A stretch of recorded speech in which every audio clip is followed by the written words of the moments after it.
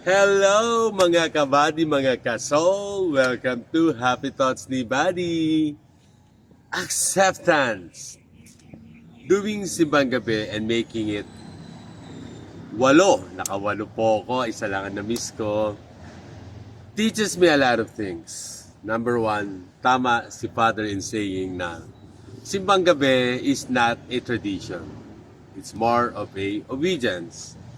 It teaches me the values of love, saves. It teaches me about really following Christ. And to have a honest to goodness na pagsisisi.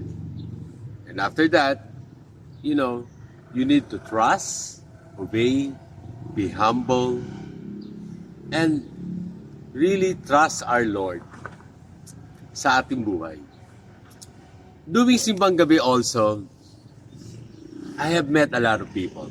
Some, I got their names. Some, sa mukha lang kami nagkakakilala. But si Ate Glo and her husband, lagi kong kasama rin, lagi kong kasabay. Merong baby, merong di masyado matanda, merong ka-age ko, merong mas bata. But kahit hindi nila ako kilala, I can feel na welcome ako. Ang sarap ng bali pakaramdam na God will really surround you with angels, people, na they will show their love in so many ways, their appreciation na you're doing simbang gabi with them. Ang sarap kasi they will see me na nag-iisa lang.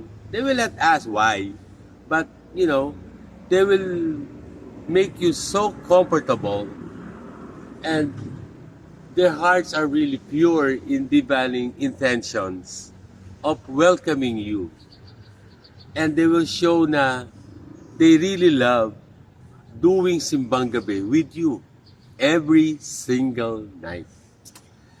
And one of my happy thoughts then is, I have a good dream last night. This is not to be cheesy, but I have a dream with my daughters and my wife.